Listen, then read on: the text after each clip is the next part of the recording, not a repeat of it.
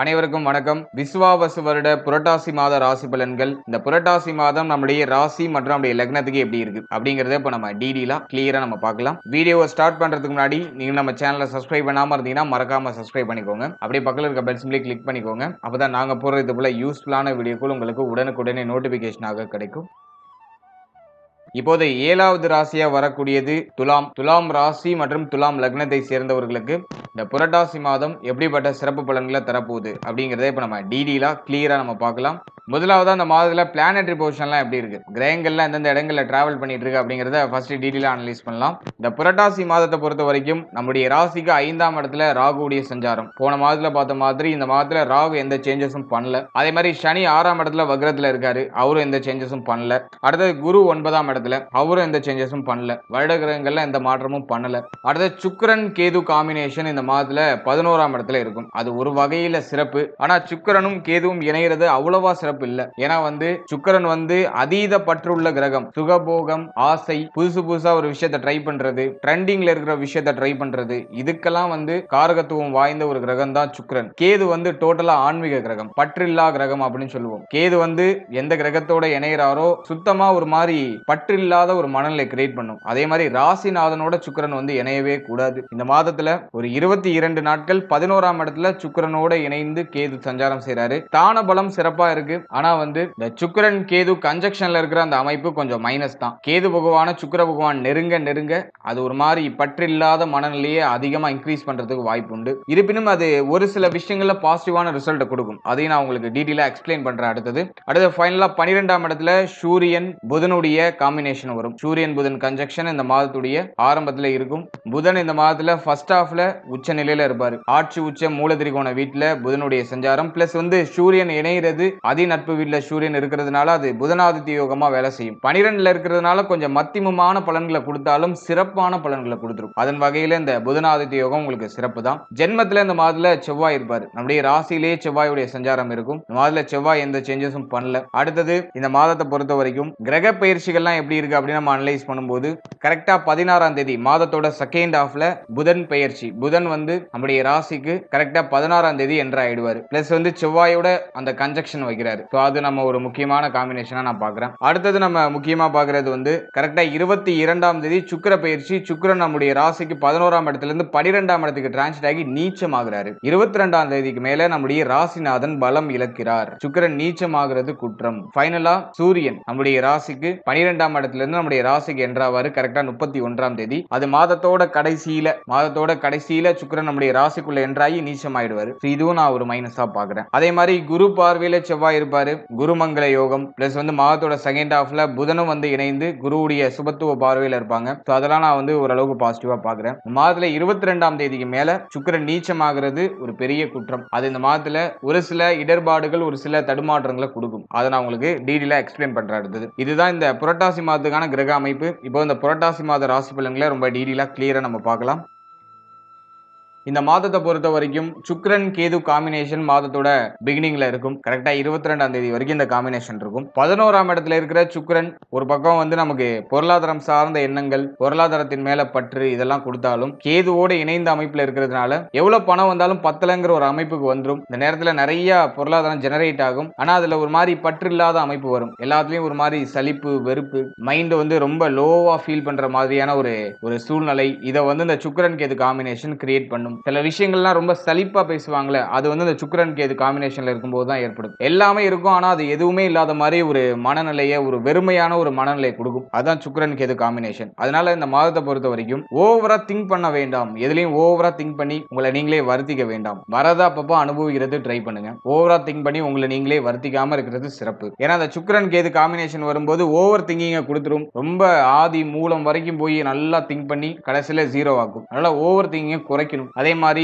இந்த மாதத்துல ஆன்மீகம் சார்ந்த எண்ணங்கள் அதிகரிக்கும். அதை நான் பாசிட்டிவா பாக்குறேன். தெய்வ வழிபாடு அதிகமா மேற்கொள்வோம். ஆன்மீகம் சார்ந்த எண்ணங்கள் அதிகரிக்கும். ஆன்மீக பயணத்தை அதிகமா கொடுக்கும். சுக்கிரன் கேது காம்பினேஷன் ராசிநாதனோட கேது இணையும் போது ஆன்மீகம் சார்ந்த எண்ணங்களையும் ஆன்மீக பயணத்தையும் அதிகப்படுத்தும். தெய்வ வழிபாடு மேல ஒரு பக்தி, பயம் இதெல்லாம் இந்த மாதத்துல இன்க்ரீஸ் ஆகும். எப்போதையும் விட இந்த மாதத்துல கொஞ்சம் எக்ஸ்ட்ராவா இருக்கும். அது ஒரு பாசிட்டிவ்.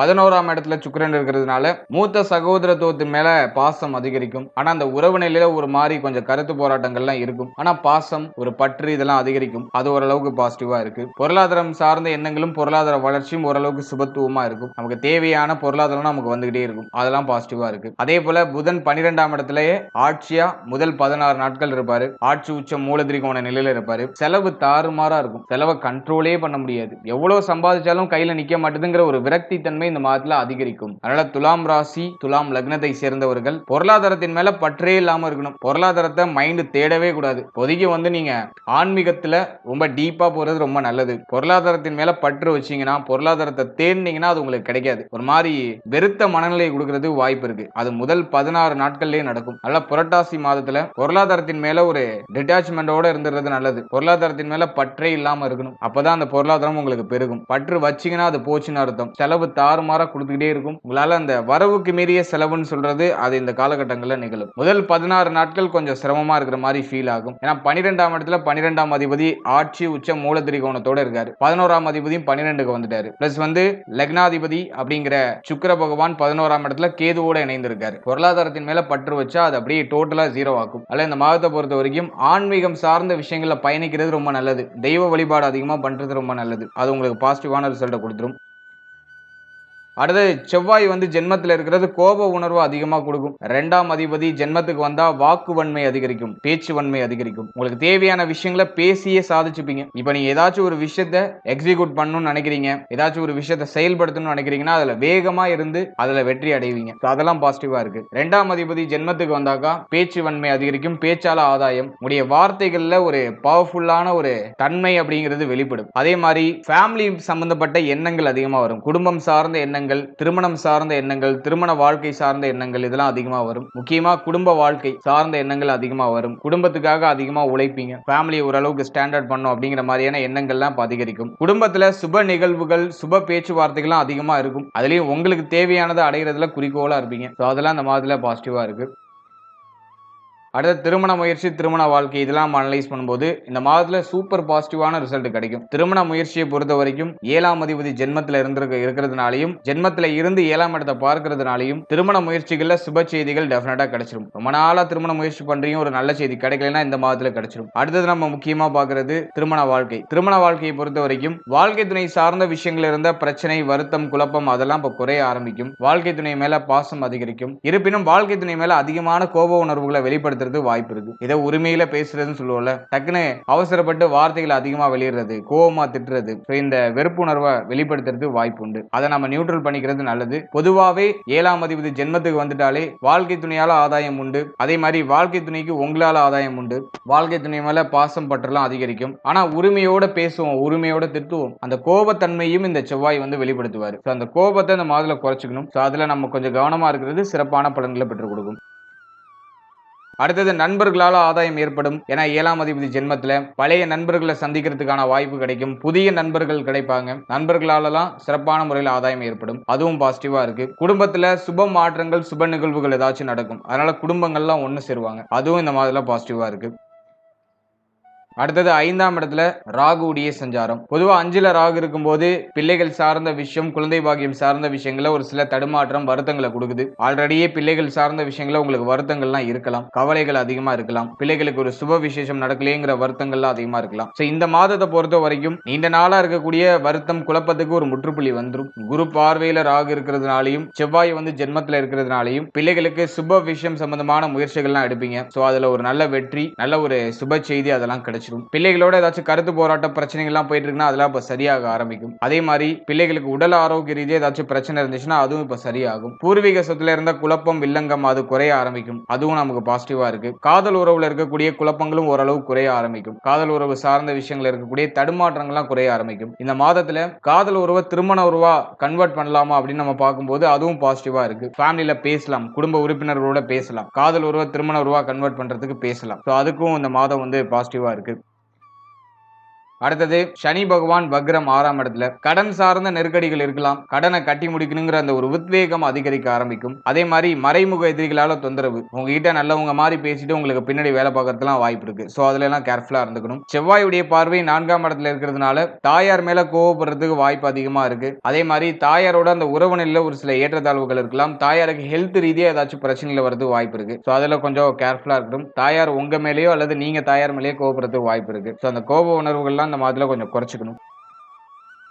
அடுத்தது மாணவ மாணவிகளை பொறுத்த வரைக்கும் முதல் 16 நாட்கள் ரொம்ப நல்லா இருக்கும். புதன் ஆதித்ய யோகம் 12ஆம் இடத்துல. கல்வி சார்ந்த விஷயங்கள்ல வளர்ச்சி நிச்சயமா உண்டு. படிப்புக்காக செலவு செய்யறது, கல்வி சார்ந்த வகையில ஏதாச்சும் சுபவிரை செலவுகள் இருக்கிறது, ஏதோ ஒரு விதத்துல உங்க ஃபேமிலியிலயோ அல்லது உங்களுக்கோ அல்லது உங்களுடைய பிள்ளைகளுக்கோ ஏதோ ஒரு ரூபத்துல கல்வி சார்ந்த விரை செலவுகள் ஏற்படுறதுக்கான வாய்ப்புகள் உண்டு. படிப்புக்காக ஏதோ ஒரு விதத்துல இன்வெஸ்ட்மெண்ட் பண்றதுக்குலாம் சான்சஸ் அதிகம். 12ஆம் இடத்துல சூரியன் புதன் இணைவு இருக்கிறதுனால பயணங்கள் அதிகமா இருக்கிறதுக்கு வாய்ப்பு இருக்கு. கல்வி சார்ந்த பயணங்கள் இதெல்லாம் வந்து பாசிட்டிவா இருக்கு. எனவே மாணவ மாணவிகளுக்கு படிப்பு சார்ந்த விஷயங்கள் இந்த மாதத்துல பாசிட்டிவா தான் இருக்கு. இது நெகட்டிவ்ல இல்ல. இப்போ வந்து ஓரளவுக்கு பீஸ்ஃபுல்லா நகர்த்த முடியும். இருப்பினும் எல்லாத்துலயும் கொஞ்சம் ஸ்பீடா ஒரு விஷயம் டக்கு டக்குன்னு நமக்கு ரெடி ஆகணும் அப்படின்னு எதிர்பார்ப்பீங்க. மாணவ மாணவிகள் ஏதாச்சும் ஒரு விஷயத்தை ஆராய்ச்சி பண்றாங்கன்னா அதுல பொறுமை இருக்காது, ஸ்பீடா இருப்பாங்க. இப்ப உடனே அதுக்கு ரிசல்ட் கிடைக்கணும், உடனே அது நமக்கு ஃபேவரா முடியணும் அப்படின்னு கொஞ்சம் ஸ்பீடா இருப்பாங்க. அந்த ஸ்பீடான அந்த தன்மையை கொஞ்சம் குறைச்சிக்கணும். எதிர்பார்ப்புகள் ஏமாற்றத்தை கொடுக்க வாய்ப்புகள் அதிகம். அதனால இந்த மாதத்தை பொறுத்த வரைக்கும் எதிர்பார்ப்பு இல்லாம கொஞ்சம் நீங்க மூவ் ஆன் பண்றது உங்களுக்கு பெட்டர் ரிசல்ட் கொடுக்கும். அதனால மாணவ மாணவிகளுக்கு பாசிட்டிவா தான் இருக்கு, நெகட்டிவா இல்ல.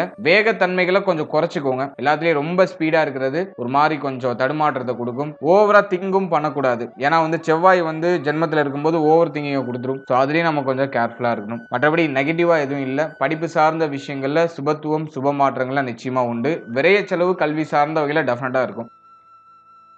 அடுத்தது குரு 9ஆம் இடத்துல. பொதுவா 9ல குரு இருக்கிறது சுபத்துவம் தான். ஆனா துலாம் ராசி துலாம் லக்னத்தை பொறுத்த வரைக்கும் 9ஆம் இடத்துல குரு இருக்கிறது அவ்வளவா சிறப்பை கொடுத்துறது இல்ல. ஏன்னா வந்து 3 6 கூடிய ஒரு கிரகம், உடைய முயற்சிகள்ல வெற்றியை இந்த 3 6 கூடிய ஒரு கிரகம் 9ல இருக்கும்போது கொடுத்துரும். என்ன ட்ரை பண்ணாலும் அது பாசிட்டிவா போய் முடியும். அதுக்கு வந்து இந்த மாதம் வந்து பாசிட்டிவா இருக்கு. ஆனா தந்தை சார்ந்த விஷயம், தந்தையாருடைய உறவு சார்ந்த விஷயம், இதுல எல்லாம் கொஞ்சம் கேர்ஃபுல்லா இருக்கணும். தந்தையாரோட கருத்து போராட்டம் அதிகமா இருக்கிறது வாய்ப்பு இருக்கு. அல்லது தந்தையாருடைய ஹெல்த்ல ஏதாச்சும் ட்ரபிள் வரதுக்கு வாய்ப்பு இருக்கு. சோ அதுல எல்லாம் கொஞ்சம் கவனமா இருக்கணும். மற்றபடி உங்களுடைய சுய முயற்சி, உங்களுடைய சுய முயற்சியால வளர்ச்சி இதெல்லாம் டெஃபினட்டா இருக்கும்.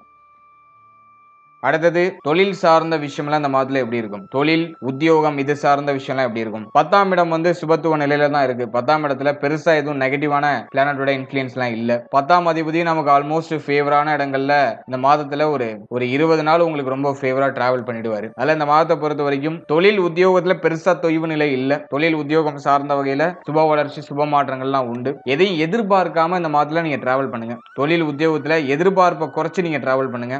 எது மேல பற்று வைக்கிறீங்களோ அது அப்படியே கொஞ்சம் அப்படியே டவுன் ஆகிறது வாய்ப்பு இருக்கு. அதனால பற்று இல்லாம எதிர்பார்ப்பு இல்லாம கொஞ்சம் நீங்க டிராவல் பண்றது உங்களுக்கு ஒரு உத்தமமான பலன்களை பெற்றுக் கொடுக்கும். எனவே தொழில் உத்தியோகம் பாசிட்டிவ் தான். எதிர்பார்ப்பு இல்லாத போது அது பாசிட்டிவா இருக்கும். சம்பள உயர்வு கிடைக்கும், உத்தியோகத்துல ப்ரமோஷன் கிடைக்கும், உத்தியோகத்தை மாற்றம் பண்ணு இப்படின்னு எதிர்பார்ப்போட ஏதாச்சும் பண்ணீங்கன்னா அது கொஞ்சம் டவுன் ஆகிறது வாய்ப்பு இருக்கு. அதனால இந்த மாதத்தை கொஞ்சம் அப்படியே நியூட்ரலா நகர்த்துங்க. அது உங்களுக்கு யோகமான பலன்களை ஆட்டோமேட்டிக்கா கொண்டு வந்து சேர்க்கும். அதே மாதிரி இந்த மாதத்துல 11ஆம் இடத்துல சுக்கிரன் கேது காம்பினேஷன் இருக்கிறதுனால உடைய மூத்த மகன், மூத்த மருமகள், மூத்த மருமகன் இவர்கள் சார்ந்த விஷயங்கள், மூத்த சகோதரத்துவம் இவர்கள் சார்ந்த விஷயங்கள் இதுல எல்லாம் கொஞ்சம் கவனமா இருக்கணும். இவர்கள் சார்ந்த யோசனை அதிகமா இருக்கும். அவருடைய உடல் ஆரோக்கியம் சார்ந்த விஷயங்கள கவனமா இருக்கணும். மேஜரா ட்ரபிள் இல்ல, இருந்தாலும் இவர்கள் சார்ந்த விஷயங்கள ஏதாச்சும் ஒரு சில ஏற்றத்தாழ்வுகள் ஏற்பட வாய்ப்பு இருக்கு. அதுல நம்ம கொஞ்சம் கவனமா இருந்துக்கணும். ஃபைனலா உடல் ஆரோக்கியம் சார்ந்த விஷயம் இந்த மாதத்துல எப்படி இருக்கும் அப்படின்னு நம்ம பார்க்கும்போது சுக்கிரன் இந்த மாதத்துல 22ஆம் தேதிக்கு மேல நீச்சமாகிறாரு. அது வந்து மன அமைதி கெடுற மாதிரியான ஒரு சூழ்நிலையை காமிக்குது.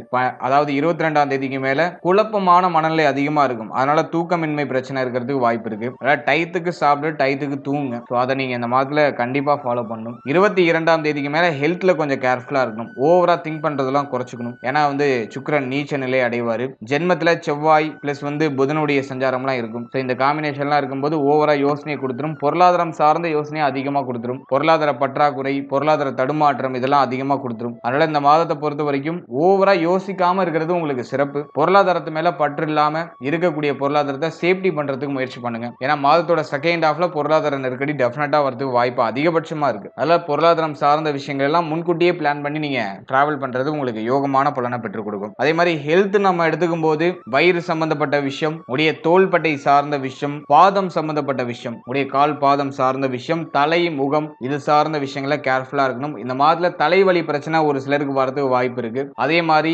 அதிகமான கோப உணர்வு வரதுக்கு வாய்ப்பு இருக்கு. கோபத்தால இந்த பிளட் பிரஷர் இன்க்ரீஸ் ஆகுறது, தலையில ஏதாச்சும் காயங்கள் ஏற்படுறது, இது சார்ந்த விஷயங்கள் ஏதாச்சும் நெகட்டிவா பண்றதுக்கு வாய்ப்பு இருக்கு. இல்ல உடல் ஆரோக்கியத்துல கொஞ்சம் டிஃபால்ட்டா கவனமா இருக்கிறது ரொம்ப நல்லது. காரசாரமான உணவுகளை இந்த மாதத்துல கொஞ்சம் அவாய்ட் பண்றது உங்களுக்கு யோகமான பலன்களை பெற்றுக் கொடுக்கும். ஏன்னா இந்த மாதத்துல செரிமானம் சார்ந்த விஷயங்கள்ல ஒரு சில இடர்பாடுகள் ஏற்படலாம். செரிமான கோளாறுலாம் வரதுக்கு வாய்ப்பு இருக்கு. ஸோ அதுல எல்லாம் நம்ம கொஞ்சம் கவனமா இருக்கிறது ரொம்ப நல்லது. ஓவரால் அந்த புரட்டாசி மாதத்தை பொறுத்த வரைக்கும் கிரக அமைப்புகள் முதல் 22 நாட்கள் உங்களுக்கு பாசிட்டிவா இருக்கு. நீங்க நினைக்கிற விஷயங்களை செயல்படுத்தலாம். அதுல பாசிட்டிவான ரிசல்ட் கிடைச்சிரும். ஸ்டூடெண்ட்ஸுக்குலாம் ரொம்ப நல்லா இருக்கு. ஆனா மாதத்தோட செகண்ட் ஹாஃப் 22ஆம் தேதிக்கு மேல சுக்கிரன் நீச்சம் ஆகுறதுனால முக்கியமான முடிவுகள், முக்கியமான மாற்றங்கள், அதே மாதிரி உங்களுடைய உடல் ஆரோக்கியம் இதுல எல்லாம் நீங்க கொஞ்சம் கேர்ஃபுல்லா இருக்கணும். இதை மட்டும் நீங்க இந்த மாதத்துல கொஞ்சம் பராமரிச்சுக்கிறது உங்களுக்கு சிறப்பான பலன்களை பெற்றுக் கொடுக்கும். வாழ்த்துக்கள்.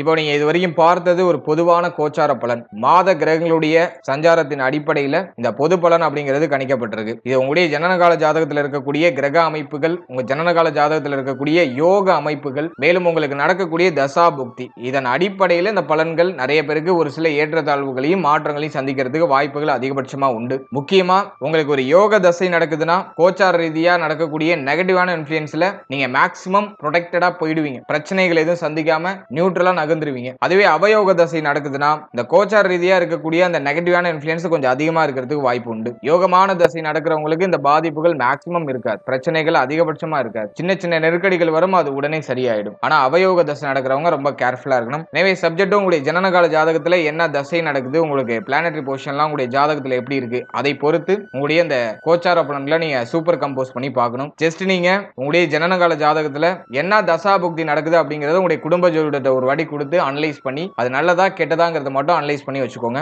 அதோட இந்த கோச்சாரத்தை நீங்க சூப்பர் கம்போஸ் பண்ணும்போது உங்களுக்கு இன்னும் தெளிவான ஒரு கிளாரிட்டி கிடைக்கும். மேலும் நம்மளுடைய சேனல்ல இதுக்கு முன்னாடி சனி வக்ர பயிற்சிக்கான சிறப்பு பலன்கள் ரொம்ப டீடைலா ரிலீஸ் பண்ணிருக்கோம். இந்த வீடியோக்கான லிங்க் டிஸ்கிரிப்ஷன்ல இருக்கு. டைம் இருக்கும்போது அதையும் செக் பண்ணி பாருங்க. அது மூலமாவும் உங்களுக்கு ஒரு தெளிவு கிடைக்கும். மேலும் நம்மளுடைய சேனல்ல ஒரு ராசி, ஒரு லக்னம், ஒரு நட்சத்திரம் இது எல்லாத்துக்கும் பொது சிறப்பு பலன்கள் அப்படிங்கறத நம்ம ரிலீஸ் பண்ணிருக்கோம். வாழ்க்கை பலன் அப்படிங்கிற செக்மெண்ட்டை ரிலீஸ் பண்ணிருக்கோம். சோ அந்த பலன்களை நீங்க இன்னும் பார்க்கலனா அந்த பலன்களையும் ஒரு வாட்டி ட்ரை பண்ணி பாருங்க.